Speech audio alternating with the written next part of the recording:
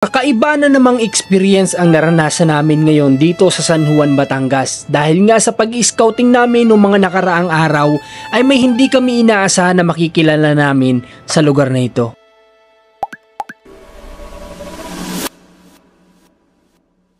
Good morning guys, ngayong araw po ay may mission tayo at nandito muna tayo sa 7-Eleven kasi dito pa kami nag-almusal. Tapos tinan nyo na sa likod ko, parang bata. Gusto sana namin to ni Map, kaso nga lang ang problema. Tinan nyo naman, yung hotdog malungkot. Yung tinapay ko lubot.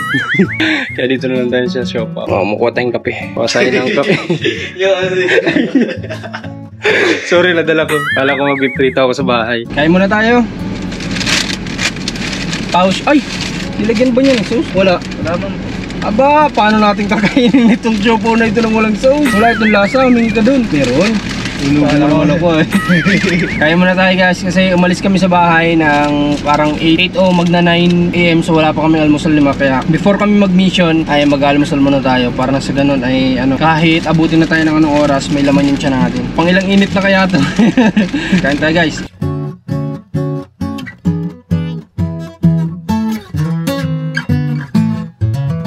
Guys, tapos na po kaming kumain at ngayon ay pupunta na tayo dun sa location kung saan yung nakita namin nung last time ni Mac na sa may tulay yun, di ba? May tulay.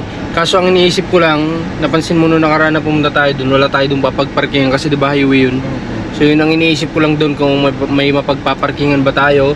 Tapos mamaya diretso na din tayo doon sa ito, pagpapagawa natin ng drone. Ayan, kung saan sana nakarating yung drone natin, nakarating na ng Bicol, ng Lucena, bumalik ng Bicol, bumalik na naman dito.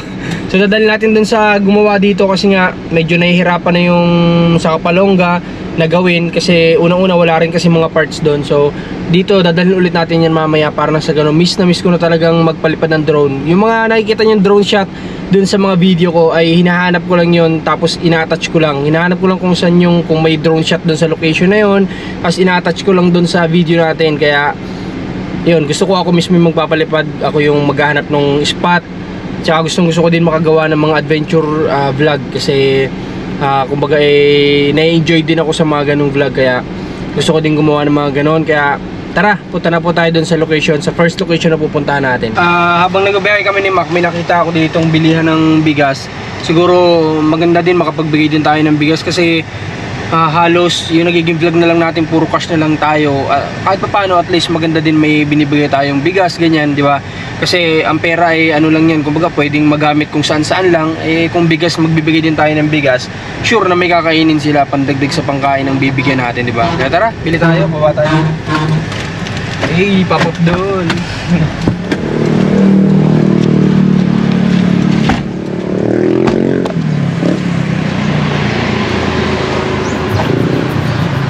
Bigas pa. Maganda magkaroon tayong bigasan. Ano? Pag may bigasan tayo, nako, libre-libre na yung mga beneficiary.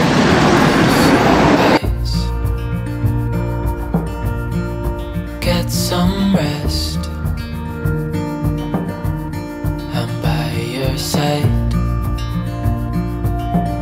Lay your head on my chest. Nakabili na tayo guys ng mga bigas na pwede nating ipamigay. At bago ang lahat, gusto ko pong magpasalamat kay Ninang Adelina na pangalawang magulang namin na talagang hindi kami pinababayaan kahit kailan. Mula simula hanggang ngayon, nandiyan pa rin umaalalay sa amin. Kaya thank you so much Ninang Adelina sa suporta mo sa amin. At ayun, marami tayong napapasaya at natutulungan. Kaya thank you po. Okay, diretso na tayo sa natin sa location. Siguro mga around na lang to. 15 minutes nandun na tayo sa may tulay kung saan yung gusto kong pasukin na location. Kasi yun nga, base sa nakita ko ay medyo parang crowded yung area. Tapos parang mga bahay sa Bicol na maliliit, parang ganun. Kaya tatry lang natin na kung ano yung may tutulong natin o may matutulungan tayo doon. Tapos dediretso tayo doon sa mga na-vlog natin, like si Lola na Englishera. Tapos may dalawa tayong bagong scout, pupuntahan din natin ngayong araw yon. Kaya kami maagang umalis ngayon para nang sa ganon ay maaga-aga din kami makauwi. Kasi nung last time inabot kami ng gabi ni Mac, halos 7 PM na kami nakauwi. Sobrang hassle na sa pag-editing. Kaya inagaagahan namin ngayon para na sa ganun nga ay mas ma-edit ko na mas maganda yung video natin. At saka sa mga hindi pa nakapanood ng upload natin kahapon guys, panoorin nyo po yung tungkol sa kay Ate Ninya, sa kwento ng buhay ni Ate Ninya. At ang dami nagsulputan ng mga messages sa akin, pero hindi ko na ilalabas yun siguro. Bahala na, panoorin nyo na lang po. Someone came for us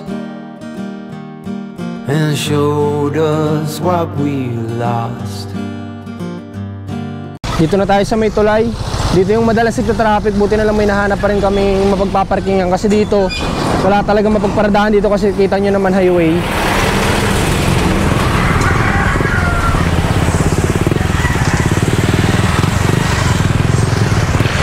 Tatawid tayo sa kabila, guys. Tara.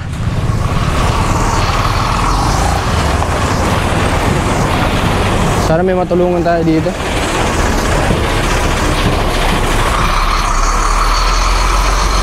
Sa tingin ko ito yung daan papasok, kasi doon sa kabila po ay tulay. Tanong tayo kung saan ang daan papasok. Ha? Ba't may harang?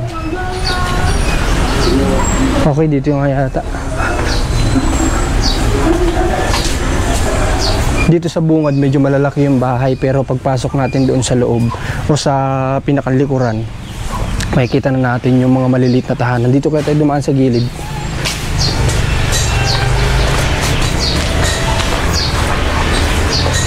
Dito tayo daan sa may gilid, guys, ng ilog, para mas makita natin sitwasyon.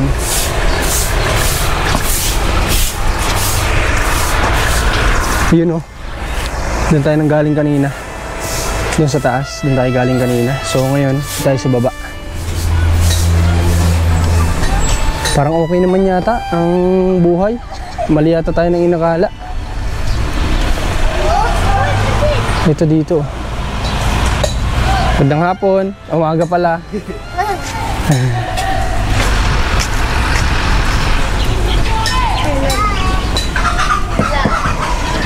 Para siyang tambakan yata to ng mga, alam mo yun, mga sirang sasakyan.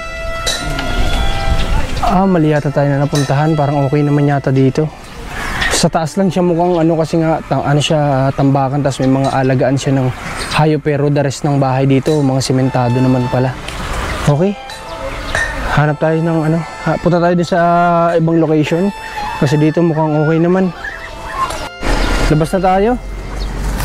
Mali yung inakala ko. Akala ko itong dinadaan-daanan natin may mga, alam mo yung parang squatter area. Hindi pala, sadya palang may gawaan lang dito ng mga surplus ng sasakyan, ganun.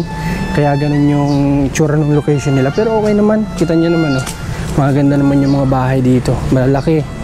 Akala ko sa bungad lang, sabi ko baka sa bungad lang yung malalaki, at sa likod pwede tayo may matulungan, pero okay naman daw buhay nila. So tara, balik tayo sa sasakyan, tapos punta tayo din sa second location na target natin ngayong araw. Grabe traffic dito, guys. Gawa ito ng mahal na araw, tsaka ginagawa rin yung tulay kasi dito, kaya ganyan. Grabing traffic. Guys, nasa rough road na daan na tayo ngayon. Papunta tayo ngayon doon sa kay Nanay na Englishera. Kung matatandaan nyo sa mga nakapanood po ng vlog natin kay Nanay, limot ko lang din talaga yung pangalan niya, pero siya yung lola na talagang talagang alam mo yun, yung hindi daw malapitan ng tao, kasi nga matapang ganyan. Tapos tayo, di ko alam kung bakit nalalapitan natin siya. So doon tayo pupunta ngayon. Tapos may isa tayong scouting dito. Titingnan natin kung nandiyan siya ngayon, at tiyak magugustuhin nyo rin yung kwento ng buhay nito, at mahabag din kayo sa niya, sa ginagawa niya sa buhay niya, para lang makapagtapos ng pag-aaral. Kaya kita-kits tayo doon sa mismong location. Ngayon makita mo, Mac, nasa dagat na tayo. Ayan dagat na. Sabi nga ni Mac kung saan daw tayo nakakarating. Kasi alalayo talaga ng pinupunta natin na to, guys. Hindi lang kasi nakikita sa camera natin yung mga biyahe natin, pero may kalayuan din talaga itong nararating natin. At na medyo liblib na kumbaga parang hindi mo maakalain na nararating natin yung mga ganito na lugar. Kaya sabi nga ni Mac, ang layo ng napupuntahan natin. Literal daw na scouting talaga. Ayan, makikita may mga namimingwit. Ayan, mga bata Tapos mamaya may sinasabi sila ditong dinadayo daw na paliguan. Subukan nating tingnan, para syempre nandito na rin lang naman tayo. Titingnan natin yung sinasabi nila nanay dito na dinadayo ng mga tao. Lawak na, oh. Ito yung binlag natin noong nakaraan na nagka-views din sa Facebook page natin na ano nga, maliit lang dati na dagat na ngayon ganyan na siya kalaki, diba? Ito yung sasabi ko na nakakatakot kasi nga darating yung time maano na to, sasakupin na to ng masasamang loob. Sasakupin na to ng tubig. Sasakupin na to ng tubig. Kaya sana naman huwag dumating sa point na ganun kawawa ang mga tao. Okay, malapit na tayo. Finally guys, nandito na tayo sa location at may mga tao na dito sa atin na nakatingin. Apakababait ng mga tao dito. Dito yung first time natin pumunta, pinaganda tayo ng pananghalian na napakaraming ulam. So pumunta tayo dito sa totoo lang para maikain ng tanghalian. Hindi, joke lang. Pumunta tayo dito syempre para matulungan natin yung mga nilalapit sa atin dito. So tara, baba tayo.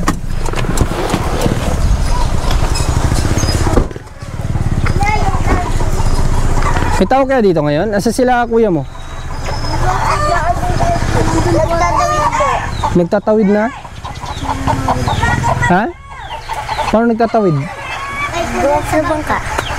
Naglaot siya? Hindi po. Nagtatawid lang po ng mga sa kabila. Pinagdadrive niya ng bangka papunta sa kabila. Pabalik din kaya siya o baka matagal? Balik doon po kapag nagtatawid. Na paano kayo, Nay? Nasaan po ang anak niyo? Natin po ay sa kabila. Anong ginagawa niya? Namamangkad tatawid po eh. Mas pakasipag talaga ng anak mo, nanay. Ano? Na paano ka, Nay? Kasi makapos. Ayos ka lang? Arin natin po. Baka nalamigan ka, Nay. Eh, kanina pa po ang umaga. Kaninang umaga pa yan? Ma, parinig ka muna. Narinig si Sir Marto. Bakit to hindi kayo mag-inom ng gamot, Nay? Masakit pa lang siya ng misis mo, tatay. Oo, bumili nga ako ng gamot eh. Bumili kang gamot. Si Otoy dama kailangan. Nasaan ka? Nakailan sa ilog. Sama mo si Marto. Ay, bumili mo na ka malamay kagkain eh. Nagaano po eh, namamasahiro po ng atawid ka. Nang tumatawid. Grabing sipag ng bata na to, guys. Kung makapanood nyo to sa channel natin kung ano yung kwento ng buhay nito. Napaka bilib na bilib ako sa bata na to, sobra. Sobra akong bilib kung paano niya na Ay, nag-ano po yun. pag-aaral sarili niya. Ano po nung mga atawid yan. Nadala po doon sa kabila. Okay. Nagawa nga po siya nung karang na ang bubong ay ano po ng bule. Ano yun? Yung dahon ng bule. Gumawa siya ng bubong ng bangka niya. Hindi, yung pong parang ganyan, pong karang nung tumalaraw. Okay. Sabi po niya, mapapagkakitaan daw po yun. Nagtawid po doon sa kabila, doon tatawid po din. Tapos gumagawa siya ng ganyan nung yun nga, yung kubol, Po, tapos Okay. araw po ay di, yung pong bangka naman niya, may alaga po yun doon sa mga ngawin, si Sir Iron. Ay di po itatawiran doon. Okay. Sige guys, ganito. Antayin natin tapos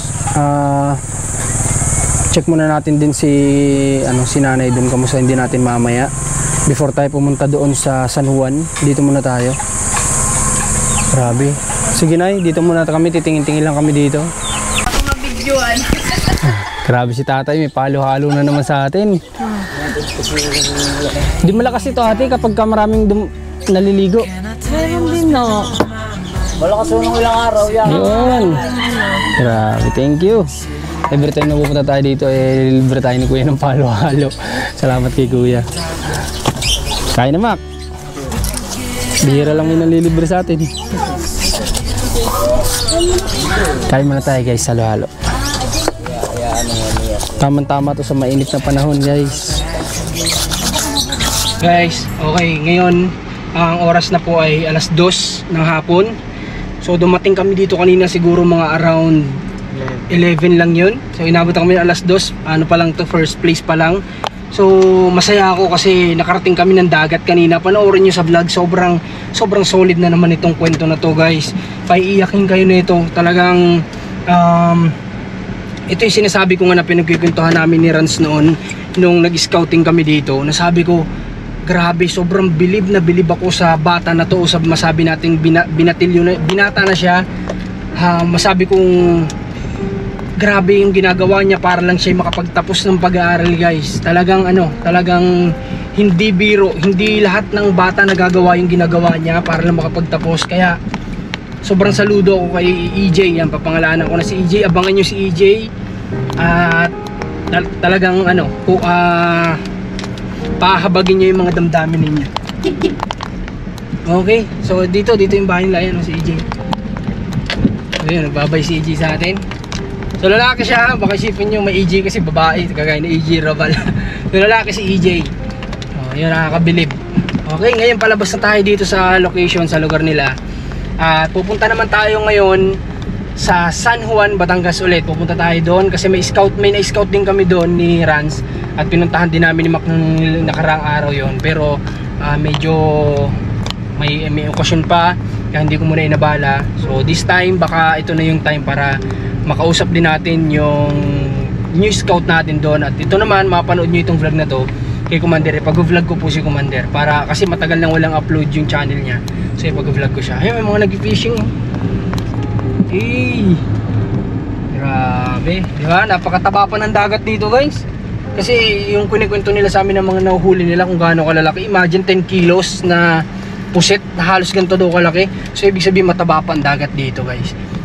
So bantay talaga daw ang dagat dito. Wala nakakalusot ng mga buli-buli kagaya sa amin sa Kapalongga. Di ko alam kung until now may mga buli-buli pa din doon. So yun ay isa sa pinagbabawal talaga sa karagatan. So dito wala nakakalusot na ganun, kaya mataba pa rin ng dagat. So ang sarap sa pakiramdam na malaman na ang isang lugar ay ganun pa na mayaman pa ang dagat sa mga lamang dagat. Ano mga, kamusta? Nahilo ka? Sa bangka kanina? Ha? Sakto lang po, first time ko kakatakot. First time naman kanina sumakay ng bangka, pero parang nakakatakot na nakakalula, di ba? Oo. Kasi alam mo yung kapag lalo pag nakatagilid yung bangka, di ba? Nakakahilo kasi yun yung sumasalpok dun sa tapos talagang uuga ng yung bangka. Oo. Pero first time mo pala makasakay. First time pa lang po. So hindi yan alam ni mama muna na nasumakay ka ng bangka. Oo. Kasi Ibang bangka po kasi yung sinasakyan namin dun pag umuwi pong sa Bel. yung tinatawiran lang dun sa ilog. Opo, Yun lang So hindi alam ni Commander na sumakay si Mac ng bangka. Si Commander first na din naman siya, nakasakay na rin ng bangka. At yun nga, medyo nahihilo daw siya sa tunog ng makina ng bangka. Doon daw siya. Ikaw, saan ka ba nahihilo? Sa wave ng dagat o doon sa... Doon po sa wave ng dagat at nagalong-galong po. Pero hindi sa makina? Hindi naman po. Hindi naman sa makina. Okay, si mama mo kasi sa siya nahihilo, sa tunog daw ng makina, tsaka yung init siguro. Okay, so ikaw, ano masabi mo kay EJ? Napakabait niya po. Napakabait Opo. Sa magulang din, tapos napakasipag, sobrang kaabang-abang tong vlog na to, guys. Sana suportahan nyo at abangan nyo. Okay, so yun, diretso na tayo. Now you're begging again. Breaking up shouldn't be this hard. I just wanted a friend, so you can keep your heart, keep your heart. No more fights and no more debate. Guys, andito na tayo ngayon sa San Juan. So ibang San Juan yung pinunta natin kanina. Medyo malayo-layo to, lampas to ng sentro ng San Juan, papunta na to ng Rosario. At napakasarap ng hangin dito, guys. Napaka-presko, napakasarap manirahan dito. At andito na tayo ngayon sa scout natin. At mapapanood nyo itong vlog na to sa channel ni Commander, guys, para nang sa ganun ay tumakbo ulit o mag-run ulit yung analytics ni Commander kasi nasira nga dahil nawala ng uploads, ganyan. So pamilyar yata sa inyo itong bahay na to. Ito, minsan na tayo nakapunta dito kay nanay. So nandito na yung apo niya ngayon. So cut muna tayo, kita-kits tayo ulit mamaya. Nandito kami ngayon sa Inasan, dito sa San Juan, sa sentro. At nakita nyo naman kung anong oras tayo kanina kumain ng umagahan. Mga 10 AM kami nag-umagahan. So until now, alas 4 na wala pa kaming tanghalian. Kaya kakain muna kami dito. Dito kami kumain ni Rans nung last time na kasama ko siya. So ngayon, kakain muna kami. Si Mac naman ang kasama ko ngayon. At pagkatapos nito, di ko alam kung makapunta pa tayo dun sa paggawaan ng drone or something, kung ano yung gagawin natin. Pero pipilitin natin madala yung drone dun para magamit na ulit natin. Tapos by tomorrow ulit tayo magkukontinue ng pag-charity natin, ng pagtulong natin. Kasamahan nyo muna kaming kumain ngayon ni Mac. To love you. No more shortcuts that we can take. Only way out is through. Ate! Tawag ka. Balik kami. Paano malalaman kung matamis ang pakwan? A. Paano malaman sa matamis? Kasi gusto ni Mrs. ay matamis. Paano? Lalaman. Paano mo kami mabibigyan ng matamis? Pag maganda. Pitik. Yung matunog. Ano? Hanap ka. Kuya, hanapa mo kami yung matamis. Yung linalang kami, grabing tamis. Ilan? Mag-isang daan to din. 100 pesos ang isa. Dalawa. Kapitik daw yan. Oo nga. Pitik siya. Ha? O, shoutout ko kuya. Sa camera. Baka may gusto kong batiin. Pamilya, kamag-anak. Joke lang kuya, joke lang. So ayan, may papunta kami ng Lucena para sa pagdadala natin ng drone. May nadaanan kami ditong tindahan ng pakwan at gusto ni Commander to kahapon pa. Hindi lang kami makapagdala kasi nga motor yung dala namin kahapon na malengke kami. Kaya bibila natin si Commander.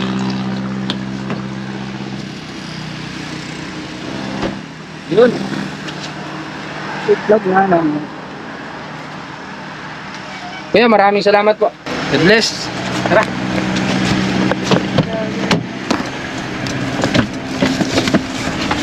Uy! Sa likod.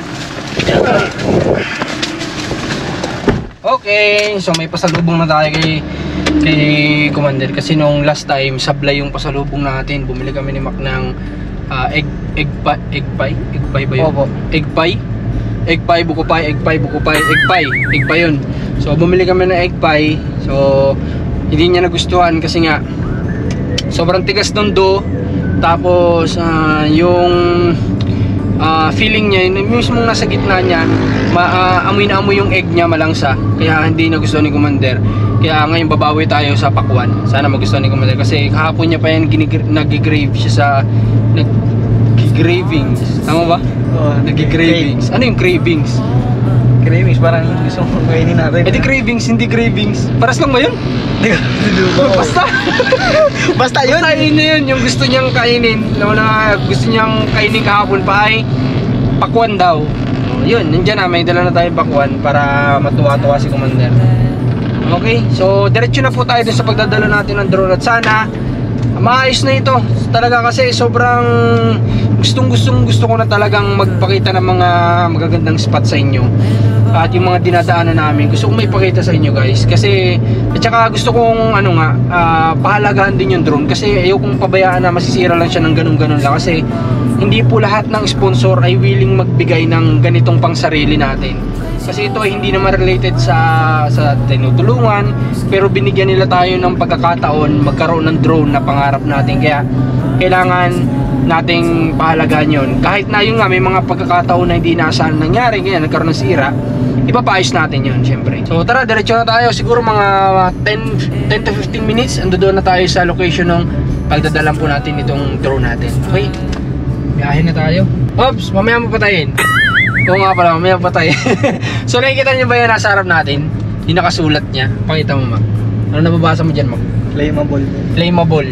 So ano daw ang pinagkaiba ng inflammable sa flammable? Alam mo? Hindi mo alam? Hindi. Kalimutan ko sinabi ni tatay. Okay, si tatay Billy kasi nagkwento niyan sa amin. So yung flammable, ewan ko kung tama ako correct me if I'm wrong, comment nyo lang sa comment section kung tama ako. Pero marami din hindi kasi nakakalam. Like kami, kailan lang naman namin nalaman na yung flammable, siya yung madaling umapoy, diba? Tapos yung inflammable, siya yung hindi ganon kabilis. Basta ganon. Dapat pala di ko na sinabi, dapat pala di na ako nag-vlog tungkol dyan. Kaya mo na. Baka mali ako, baka mabash pa ako. Tara, diyahin na lang tayo. I promised you long ago to be your girlfriend, but somewhere down the road we hit a dead end.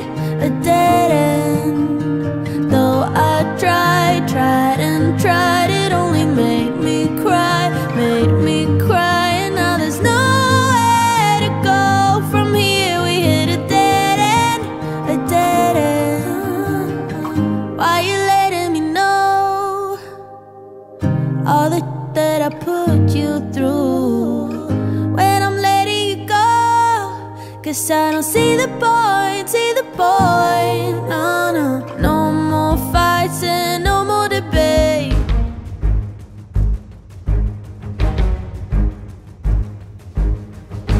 Itong ginagawa mo na gantong panghuli ng isda, kailan mo pa ito ginagawa? Matagal na po. Mga 5 taon pa lang po, kasama na po ako ng tatay ko paglalaot. 5 years old ka pa lang? Opo. So, 7 certificates yung meron si AJ. Ang daan ako po sa laot.